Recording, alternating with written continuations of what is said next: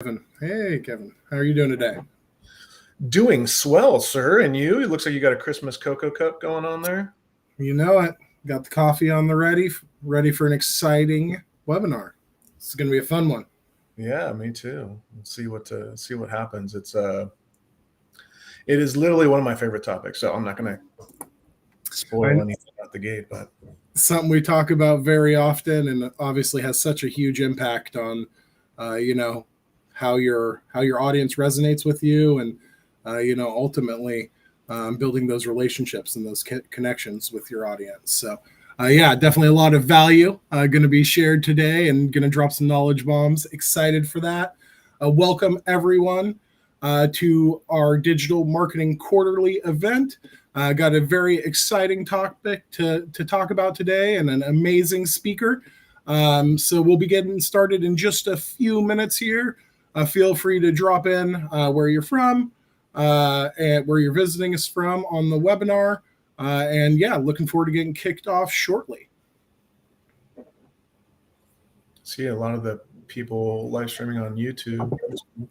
It doesn't show the LinkedIn number. Yeah, I've noticed that with this software. I've talked about that with Jason before, actually. Hey, Kyle.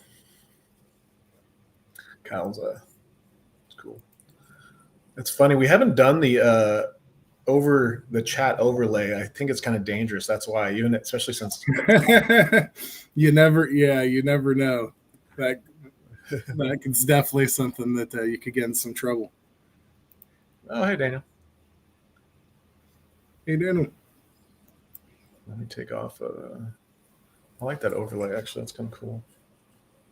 Yeah. I feel like this is one of the, what I would just call the like missing link. It's like for most marketers and business owners, it's like clearly one of the bigger just missing links in their marketing that like will help them level up at a higher clip, and like be able to be more effective for themselves, for their clients. And so I'm super excited. Randy, Emily, Tina's all in the house. Nice. Great to hear from everybody. Yeah, thank you all for joining. Just one more minute and we'll get started. Couldn't agree with you more, Kevin. There's definitely so many important things that you'll be touching on as far as digital marketing strategy, and really just how to create compelling messaging, how to connect with your audience. I don't know everything you're going to share, but I know there's going to be a lot of great info. So thank you for speaking today and handling the final Digital Marketing Quarterly of 2023. Crazy to say that, but very excited for this December webinar.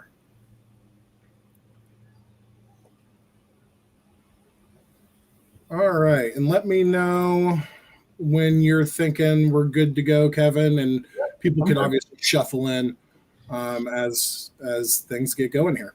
Yeah, let's get rolling. All right. Welcome, everyone, to Web4's Digital Marketing Quarterly. I am Michael Cortez, partner and marketing manager over here at Web4, and I am extremely excited to give a warm welcome to today's speaker, Kevin Getch, founder and director of digital strategy at Web4. Kevin has been doing this digital marketing thing for over 22 years. He's the author of Future Proof Your Marketing, also has another book in the works, and he's been featured on many publications: Forbes, Huffington Post, Search Engine Journal, Mashable, and more. Really excited. Kevin is extremely knowledgeable on all things digital marketing, but neuromarketing, marketing psychology is an area that he has so much knowledge, and just excited to hear what he has to share. So with that, Kevin, would you like to take it away? I'll hand it over to you. Yeah, thank you so much, Michael. Thanks for the great introduction. Hopefully I can live up to those that big intro. I am going to take this off so you guys can still see me on here, hopefully. There's one part that I'm going to do some audio, and I tested it a little bit before, and you might want to turn up your audio when we get to that point. So I'll kind of let you know before, because it's a video and you'll hear the audio, but it's just not the highest quality. So I'm just kind of prefacing that for you now. But I'm curious. I think for some people, neuromarketing is a new term. And so if it is new to you, feel free to share that. Or if you're very familiar with it, feel free to share that as well. Um, it's been something that I would say for a lot of people felt like it was kind of a, something that people were trying to do a trendy topic. And it truly is probably one of the most, from a market research perspective, it's been one of the biggest transitions in the last, say, 20 years from a market research perspective, and truly understanding your customers at a much deeper level, right? And so it's also very, very expensive, right? So like if you're a large consumer brand, it might make sense to do some of the work to do this. But otherwise, a lot of smaller businesses and brands can really just utilize the insights. And so I'm going to be talking about a little bit of both today, but I'm really going to be focusing on sharing a lot of the insights that have been gained from neuromarketing so that you can apply them for your business or for your clients in a way that will help boost sales, boost the brand. And I'll share some examples. I think some of this will kind of blow your mind. But before I jump in too much, for those who don't know, Michael gave me a great introduction, but I want to tell you a little bit about myself. On the left there, that is me. I actually grown up in the Pacific Northwest my entire life. Went through many phases, but that was my goth phase.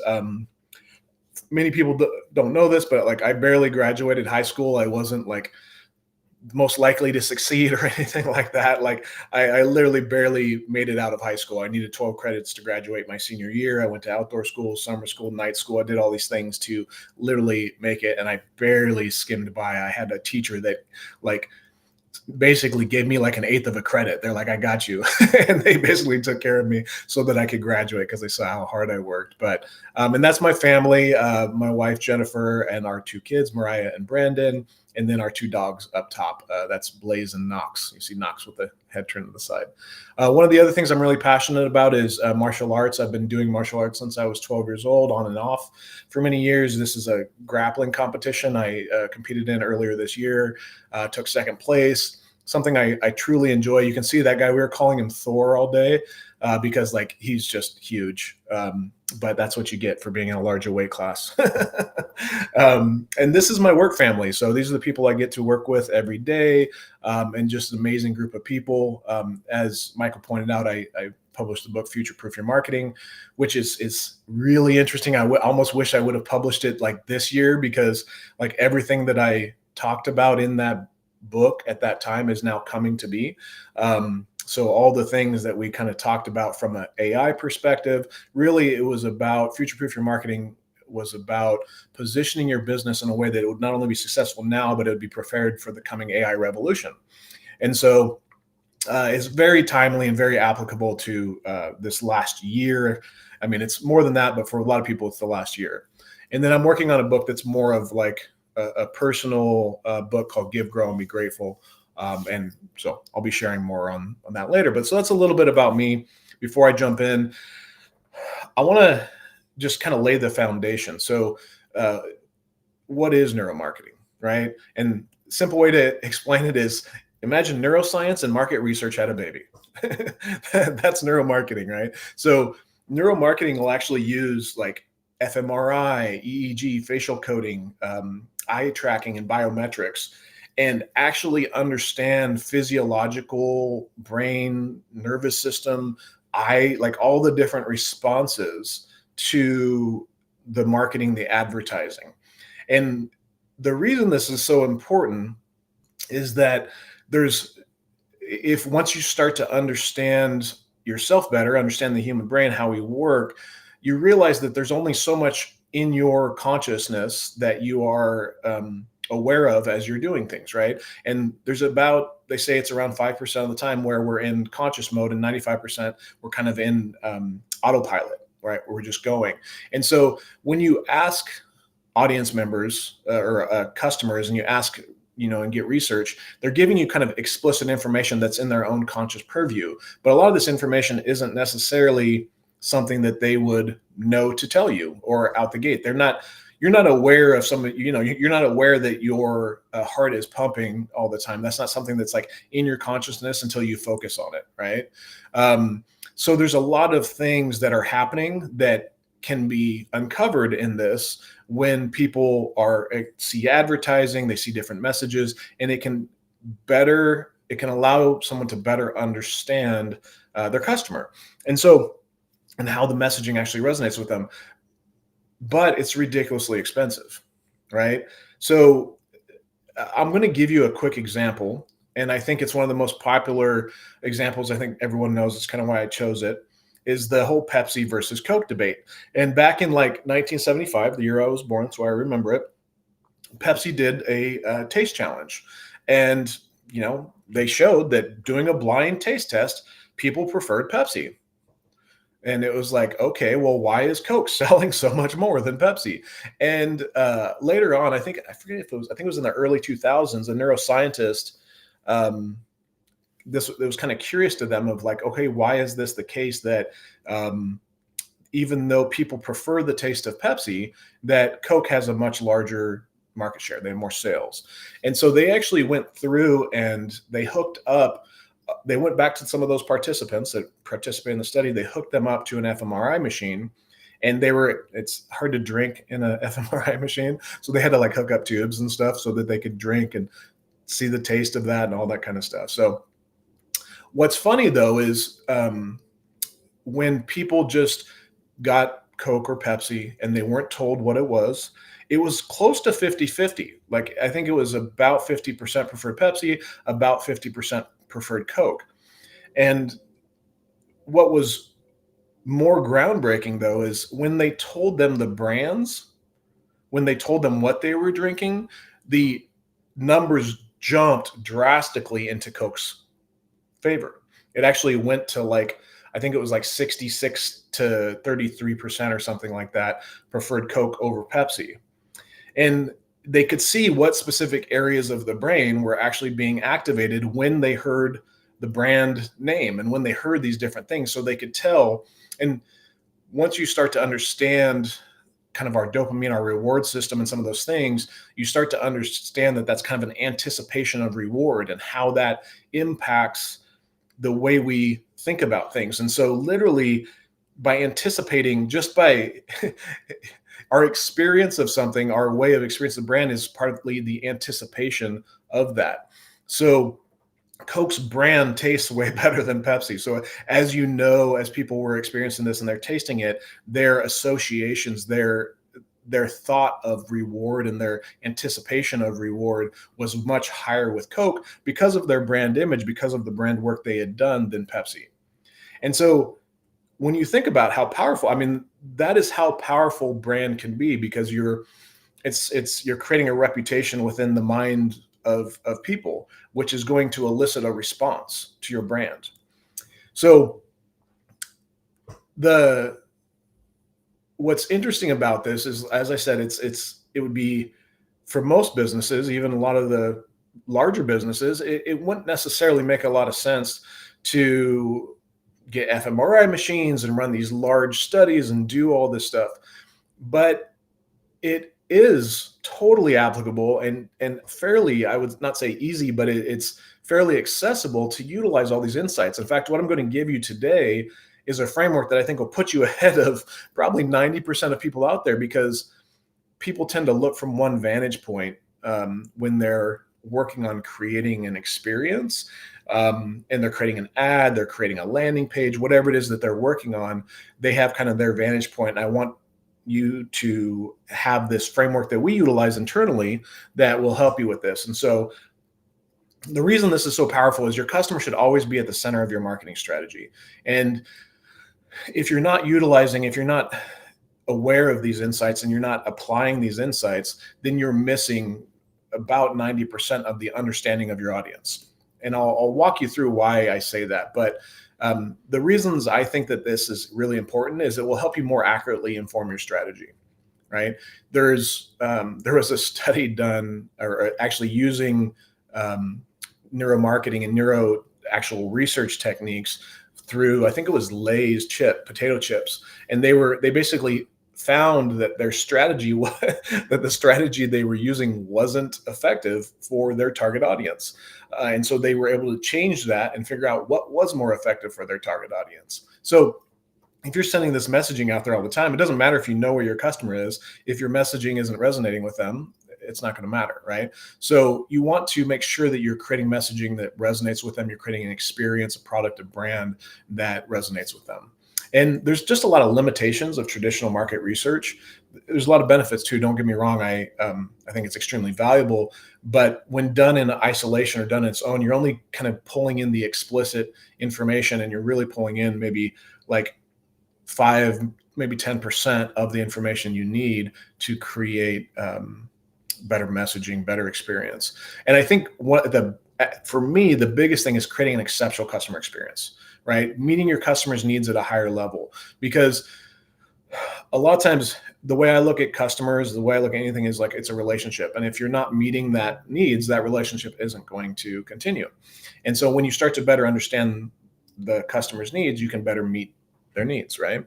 Obviously, this helps improve brand perception. As you better understand the customer's perception of your brand and what resonates with them and what doesn't, you can, better tailor your brand, tailor your messaging to be more attractive to your customers. Obviously, it helps inspire customers to take action because it is something that resonates with them, and ultimately, it's going to help grow your sales and revenue.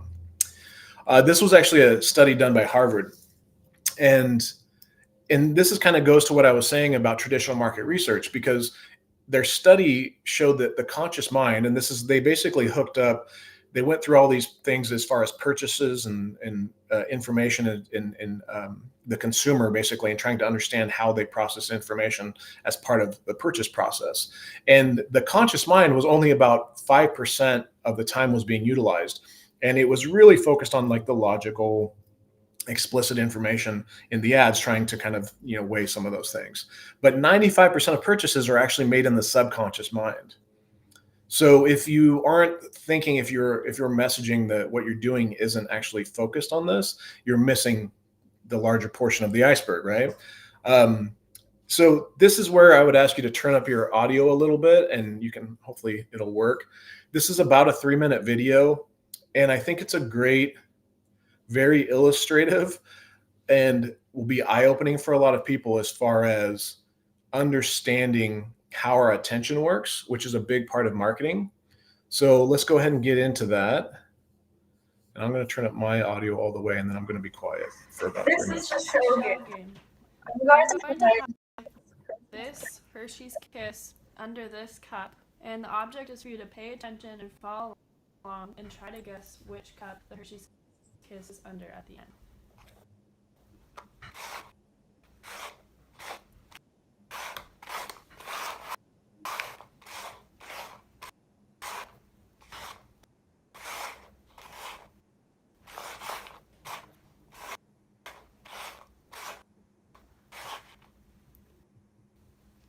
Try to guess if it's in the left cup, the middle cup, or the right cup.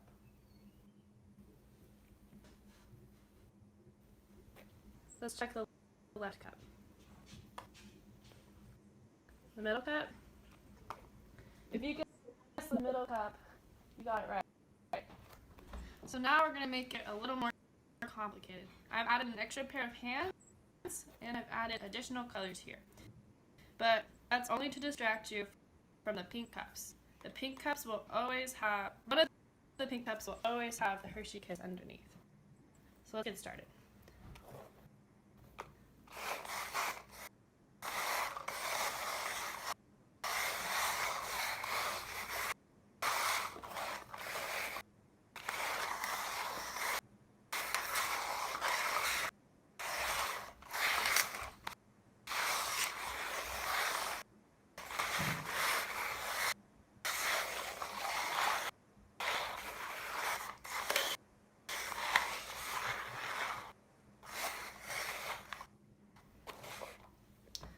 So can you guess where the Hershey Kiss is?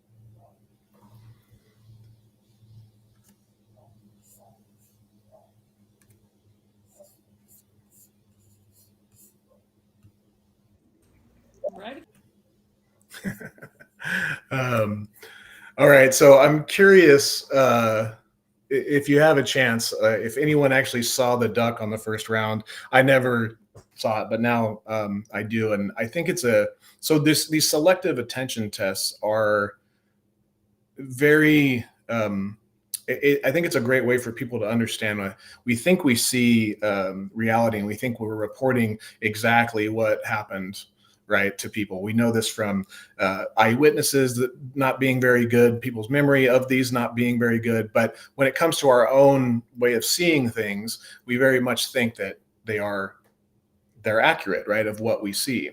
And so the the first time I saw something like this was when they were passing a basketball around. Some of you may have seen this, and you're supposed to count it. And so what they're doing is they're actually priming you. It's called priming, or basically just. And there's a lot of ways that we can do that in marketing, so people understand and we draw people's attention to where we want it, right? So that's an important understanding of part of this. But priming basically gets you to focus on a certain area. And so literally you're counting how many times the basketball is passed between the people in like white shirts, I think it is, and how many times you're counting it. And a gorilla walks through the center of the screen, which I didn't see at all. Like people are like, did you see the gorilla? And you're like, what? And it shows them walk through, stop, look at you, and keep walking. And I'm like, how could I not actually see that? Like, I seriously felt like I was going crazy. I actually think this one's even better at people not seeing the initial elements. And because you're so focused on trying to see where the thing is underneath, people usually get that part right, but they're missing a lot of the other components. And it's kind of how, once you start to understand how our brain works, how our visual processing works, and all that kind of stuff, it really helps you better understand how people's attention and how their perception kind of play together. So I want to, when I say demystifying the brain, I actually think that that's a little bit of a stretch. The brain is one of the most complex things we know of. I mean, literally, there's more neural connections than there are stars in our universe, right? It's incredible. We still don't know so much about the brain, but it is really incredible. Just like what it does as you understand all the different elements. And I won't geek too far off track there, but in general, a good way of thinking about it is there's like the neocortex, which is the rational or thinking brain, sometimes called the new cortex. That's what neo's for. And then you have the limbic, which is more the emotional or feeling brain. And this is where a lot of associations occur between pain and pleasure, between brands, between things. There's a lot of these connections between ideas and feelings in the limbic part of the brain. And then we have what's sometimes referred to as the reptilian brain, mainly because it's more of the instinctual part of the brain. And there's elements from the brain stem that kind of play through. And some of these are actually like been mislabeled over the years. So there's like your amygdala. And so people have all heard of the amygdala hijack, which is actually kind of part of the limbic system too. So there's all these different elements though that play in here. And I think it's important to understand for marketers in general, it's a good understanding for us as individuals as well. But from a marketing perspective, you have to understand that our subconscious is always creating a balance. There's always this scale that's going on of the perceived value and the perceived cost, right? And the original pain pleasure principle was developed way back when, and I'm forgetting his name right now, the psychologist. Anyways, yeah. I don't need to come up with it now, but when he first came up with this, it's a long time, but it's going to always be true, because at the end of the day, and it's not what you think pain and pleasure are, it's whoever the individual associates pain and pleasure with. And so when we're thinking about creating a great customer experience, when we're thinking about creating a great messaging or creating a great experience on a landing page or a great ad, we have to always be aware that this exchange sum is happening, that the customer is creating a balance between the perceived value, the perceived gain or pleasure they're getting, and the perceived cost or pain that's associated with that. And it's actually being done at a very primal level. Basically, like our instinctual brain is set up for survival. So, and actually a large part of the purchases happen close to that survival part of the brain, right? So at the end of the day, our brain is saying, will this help me in my basically root, causes of survival, of procreation, of, there's a lot of different just basic human elements, from having a strong social group to obviously procreating. So there's the 4Fs: fight, flight, food, and fornication as well. So food, survival, obviously fornication, procreation, and then fight and flight is kind of survival aspects as well. So there's a lot of different elements that come within that. So this is where most people are writing for the rational brain. Most people are writing in a way that is set up when they're creating messaging, when they're creating ads, they're trying to get rational across to you. I think more people are starting to try to have emotion in there. They're trying to have story, and there's power within the emotion and story. And so, but I want to lay out what kind of messaging actually gets through to the instinctual brain, right? And so it's, first of all, is just simplicity. When things are overly complex, like so our brain can actually process like 4 million bits of information, but as an example, it only focuses our attention on about 40 bits of information. That 40 bits of information that our attention focuses on is usually primed from a number of things we've deemed important, the things we've deemed pain and pleasure with.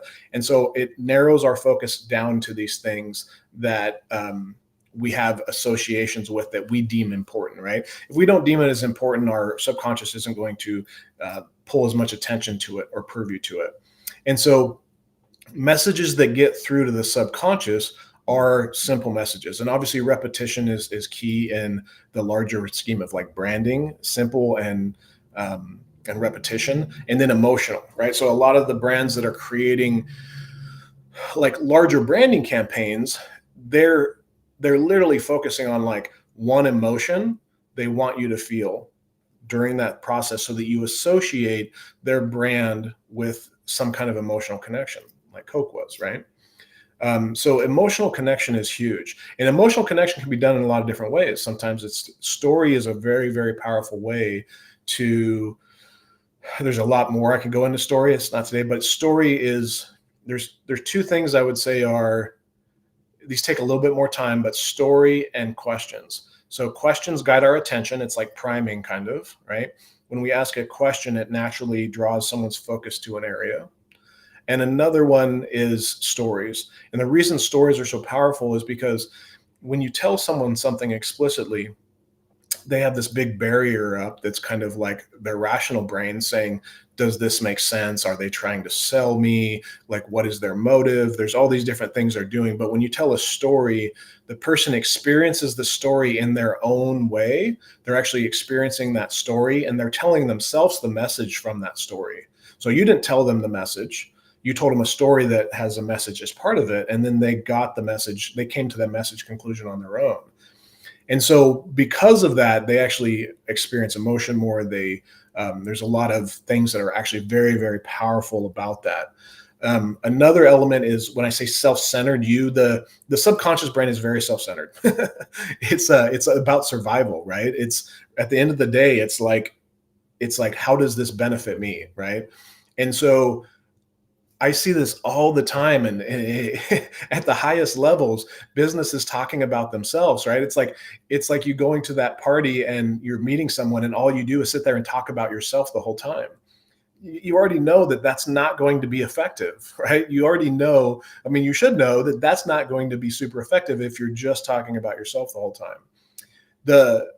The subconscious brain really wants to know what's in it for them, right? So when you're creating messaging, you should be using where you're talking to them, and you're talking about, the way I like to think about it is how their life, basically, if you're the customer, it's how is your life better with this product or service in it? How is your life going to be even better in the future with this product or service in it? How does that change, right? How does that change your identity? How does that change your status, your connections, your accessibility, your goals, all the different things, right? But at the end of the day, there's too much messaging where it's like we're talking about ourselves and how great we are when we should be talking about them and how their life will be better with you in it, is the short version of that. So visual messages are key to the subconscious, and visual messages are very powerful. I'm going to show you some examples, and the reason visual is so powerful, the whole, thing is a picture is worth 1,000 words, right? So it's kind of like the power of an analogy. An analogy is powerful because there's a pre-existing meaning that you have association with, and you're basically stringing a connection to that. So now you have all these meanings and a stronger connection over here to what you've just talked about by creating that analogy to an existing element. Visuals are the same, where it's like, okay, you have this really strong context of visual elements, and your brain is able to process that in a way where you're getting so much rich information through visual, right? So visual is key. We don't always have the ability to do that, but simple things like utilizing faces in a proper way in messaging, or sometimes not. There's a lot of different ways that we can test this to see how it actually works. But then contrast. So what I mean by contrast is if you have something to compare to, right, it gives you kind of like a measuring stick. There's two ways I think about this. One is contrast being a way to show comparison. The other way I think about it is a way to disturb complacency, meaning most of us are so busy, our attention is hard to get. And so a lot of the ads these days, they're focused on doing something outlandish. So contrast, it's like, this isn't normal, right? So it's kind of really focusing on something outside the gate, like puppy monkey baby, right? Like stupid stuff like that. Okay. You're literally just trying to capture attention with something ridiculous. So contrast is sometimes used for that, and it's sometimes used for comparison. But it works because it disturbs our complacency. It grabs our attention. And now the whole thing is just, okay, let's get this messaging and make sure that they understand or that they get an emotion connected with this. And then a huge thing is primacy and recency. I think a lot of people know about this, but if not, I'll just touch on it really quickly. It's basically the fact that a lot of the messaging that you go over, like if you were to share an ad, a video ad, or if you were to look at a landing page, the person's going to remember the first thing that you talked about and the last thing. It's actually tons and tons of studies done on this where the middle drops off and they kind of forget some of the stuff in the middle. So you want to make sure that the important stuff is the beginning, and then you're also finishing off strong with important at the end. It's great for landing pages, great for, like really strong video sales scripts, things like that. And I am going to have some time for Q&A at the end, but I wanted to share some of these like examples in practice. And a lot of these are more visual. I don't have time to go into, there's so much we can go into and we can talk about some of that in QA, but I wanted to show you a couple of examples. So Skittles is clearly, and start thinking about it, of the six main things, right? Maybe you remember the first one and the last one, who knows? Of the six main things, what can you see being utilized here, right? Like one, we know contrast, right? They're doing something kind of outlandish. There's literally a Rastafarian milking a giraffe that's eating a rainbow to create Skittles, right? Ridiculous, right? So it's like we're creating contrast. So that's huge. And using visual messages, obviously. And then when you watch it and you kind of go through it, I don't know what term they would say, but it seems to me that they're trying to get people to think of like joy, or what I would almost call like awe or wonder. They're trying to get people to associate that with Skittles, like almost magical, right? Like that's what they're trying to get that feeling of, like with a lot of their ads. It's like, oh, it's like this magical, a rainbow is magical, right? It's taste the rainbow, the whole thing. So there's some simplicity in here, but it is a little more complex. So it's not as simple. It's a TV ad, but this is very simple, right? And it's very emotional. So it's also using self-centered. So if you look at your tires, they're trying to focus, they're talking to you, and they have a very simple visual, right? Tire and a child. And it's the messaging, because so much is riding on your tires. So there's a lot here that is pulling at the heartstrings, that's emotional. There is some contrast. Obviously, there's a tire and a baby. It's kind of like, doesn't seem like something you'd see every day. So it's a little bit, but obviously this ad is like, I want to say it's like 30 years old. I forget exactly what it was. But so a lot of this in these kind of ads you'll see is more visual. Definitely contrast, right? They're trying to hit you with a visual that is like, disturb your complacency. It's a little disturbing. And then the messaging, stop climate change before it changes you. Again, they're not talking about us and what we're doing to prevent climate change. They're talking about you and how important this is to you, and providing a simple visual message that, is a little extreme, but it's like, that's what they're trying to get across, right? And sometimes ads to grab your attention have to be a little more extreme. I actually think so. Sometimes when people are doing like public service awareness campaigns and things like that, this was one about wearing helmets, and I thought it was so impactful. It's just crazy, both the visual element and the messaging. I won't wear a helmet. It makes me look stupid, right? They're not doing the approach of you and your. They're not doing that. They're using contrast. They're using emotional. They're using visual to tell a story, and you tend to imagine that for yourself as like, okay, yeah, that's sad, obviously, and it's like, the whole idea of like, it'll make me look stupid, and then being in a position where it talks more about some of the messaging down below, but I don't think a lot of people go through all of that, but it talks about like some of the things that happen in that. So again, very strong. This is an iconic campaign. A lot of people, remember Mac PC. They're using very simple. There's literally a white background.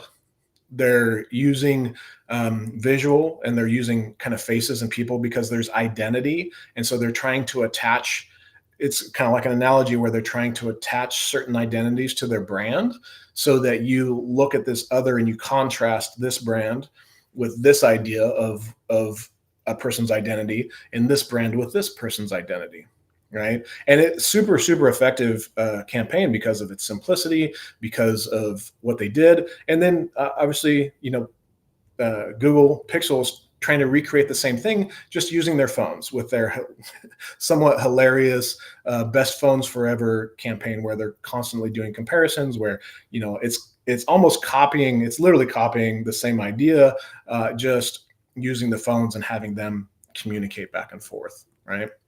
So, and then this was actually one of the studies, and it was specifically on word recall for primacy and recency. And when people went through and talked about messaging, you can see at the first messaging you shared is actually some of the highest. And then near the end, it comes back up. It doesn't reach as high as the original kind of messaging though. So it's important that you think about all these in your ads. And I'm going to give you a simple framework, kind of like way we think about it when we're applying these insights, and some of the process that we actually utilize. So I use a simple way to remember this. This is a template we use internally.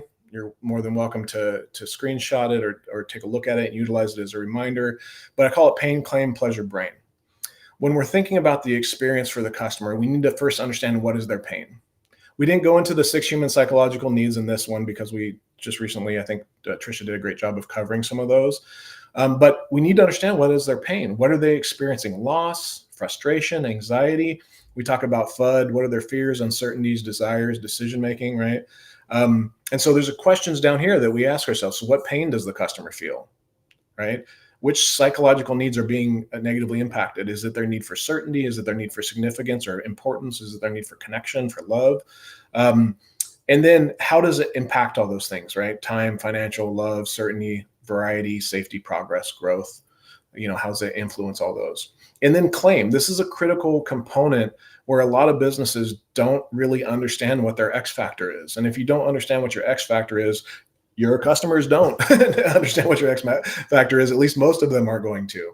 It's up to you to really understand. And like some of your customers could kind of tell you, and like it'll help bring it out, but you want to make sure that you're leaning into that X factor. How do you actually differentiate yourself? What makes you unique from the competition, and why should customers choose you? What specific advantages do you have all that, element, right? Is it designed for someone specifically? What does it do? How are you different than your competition? All those different elements. And we actually have I have a link in here we have what's called a unique value proposition worksheet. We have an in-depth process we take some clients through where we go through their unique value proposition, create messaging from that. But you can also download the worksheet and go through that process yourself. So you really understand what separates you, and you communicate it in a way that resonates with your customers, right? And then so on the pleasure side is, how does the customer gain? And a lot of times, this is where most people focus, is like what's in it for the customer, which is good. Better than focusing on just how great you are as a company. Not that you shouldn't do some of that, but the focus should be on the customer and what's in it for them and how their life's going to improve with your product, your service, and in that, right? So how's the customer going to benefit? What psychological needs are most important to your customers? It's going to be different by industry, right? So it's important to understand what is in it for them. What pain won't they have to suffer anymore? So how will their life be better from that? What is the exchange sum, right? So perceived value over perceived cost. How do you increase the perceived value? How do you lower the perceived cost? One of the simple ways people do that is a guaranteed satisfaction or guaranteed return, right? There's different things that people can do to lower perceived cost, right? A lot of people these days have things shipped to them, right? Because there used to be such a perceived cost in time, in hassle, in money to have things shipped to you and then send them back. But people have lowered that perceived cost. Now people ship things to them and then they send them back if they don't like them, right? So it's important to kind of understand that exchange value. And then which psychological needs are being positively impacted, and how can we make sure that we're clearly communicating that. If we hear from our customers that, they're like, they might say, well, what I thought I was buying when I got your product or service was X, but one of the biggest benefits I got was actually this. Those kind of things are great, because it's like, well, let's bring that into the messaging and make sure other customers understand that. And then the brain, right? So we talked about the instinctual brain, making sure that your information, that your messaging, your visuals are using these principles. They're using you and your, right? They're not as focused on we and us as a business, but we're talking to the customer. We're saying you and your, and this is what's in it for you. And this is how your life will be better in this situation. That you're using emotional appeal, right? Not just to the brain, but to the heart as well. That your messaging is simple where it's possible. Complexity is the enemy of understanding. And there's times when you need to utilize complexity, but you want to make sure that you also have simplicity, especially one of the key components is understanding, what is the communication method we're using, who is the audience, and all those things. So it's going to be different if it's a billboard or a TV ad, or if it's a landing page, et cetera, right? So all those are going to be slightly different. And then contrast or disruption, I also put here, is because sometimes you need to disrupt someone's attention to capture their attention. Other times you're creating a comparison. It can be a price comparison where you say, you know what, this is cheaper than 1 cup of coffee a month, or whatever it is. And so to them, that comparison creates a lot of meaning really quickly, as opposed to saying it's $5.99 or whatever it is.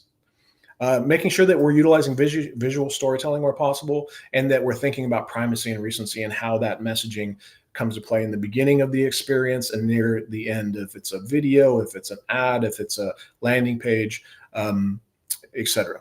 So again, feel free to take a screenshot. I'll share the presentation afterwards as well. I just wanted to touch on this quickly. I won't spend a lot of time here. I'm going to kind of run through it, but this is part of our process. What we do with a customer is where we go through this really deep discovery process to understand their customers, their deep psychological needs, what their unique value is.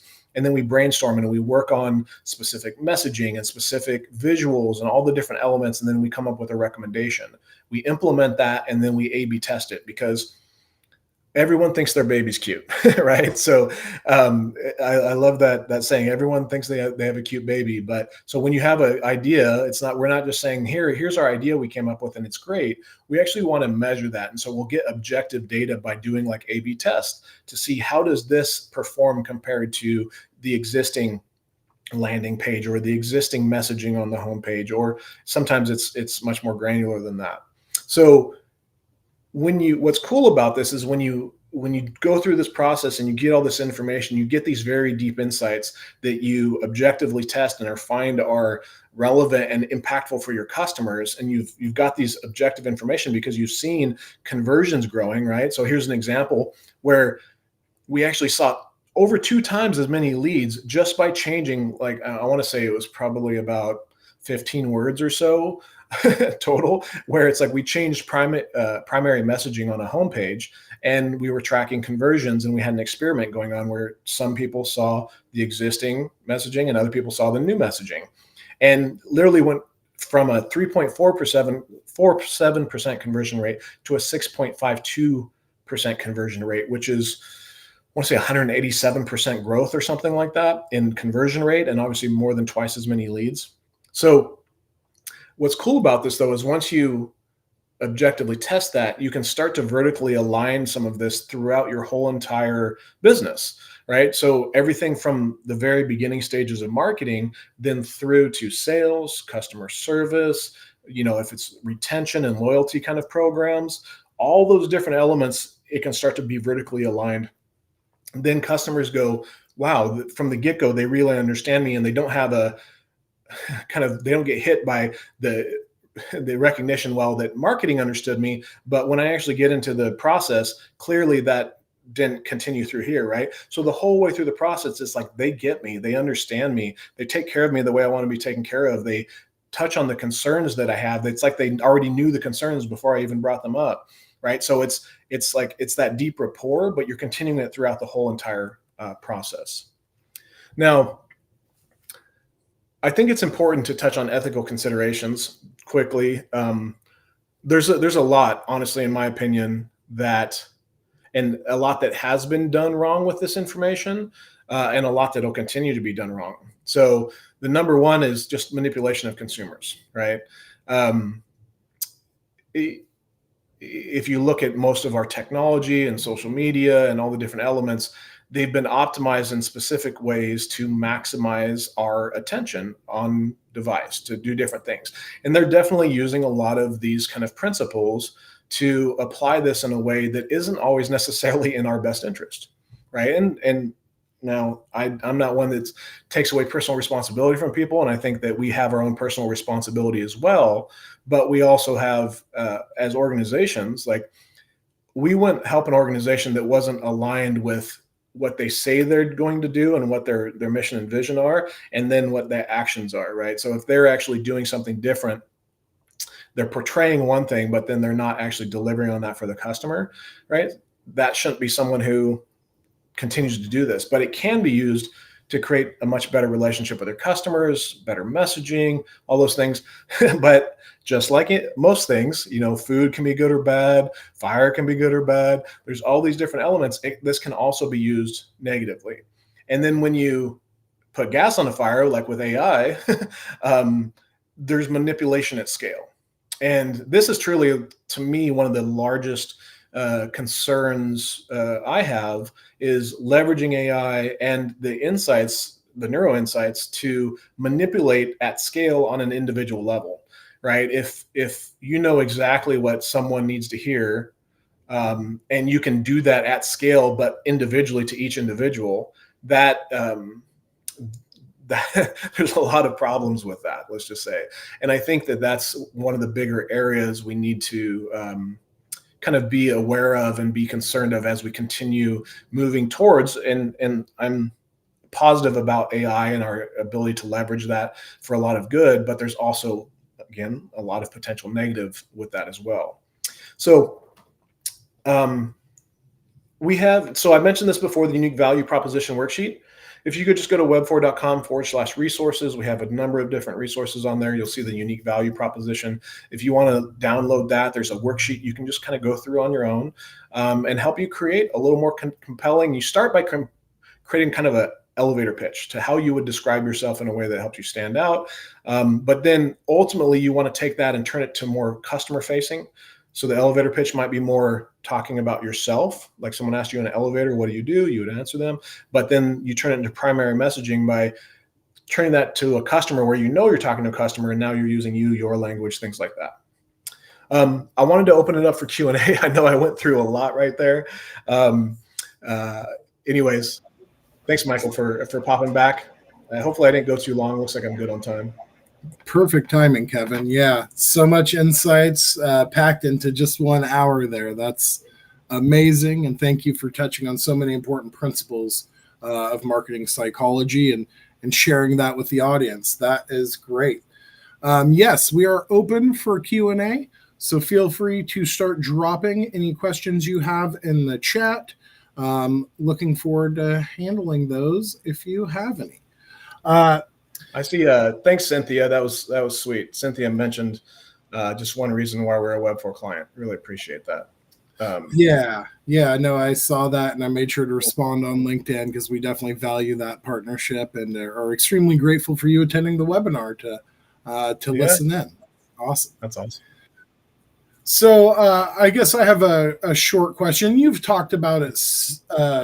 You talked about it some throughout the presentation, but if you're a business owner and you're looking to leverage, these principles to kind of maximize, and achieve your growth goals, right, and kind of integrate them into your marketing strategy, where should marketing managers, business owners, or just digital marketers in general be looking at these be leveraging these pain pleasure principles? Yeah.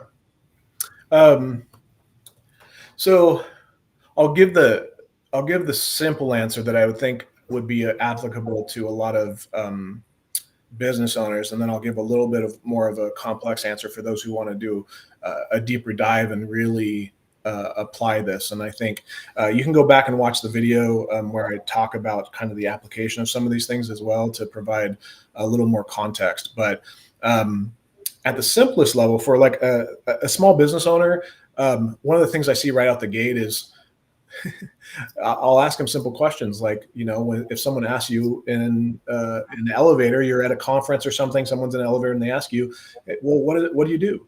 Like, what's your response to that?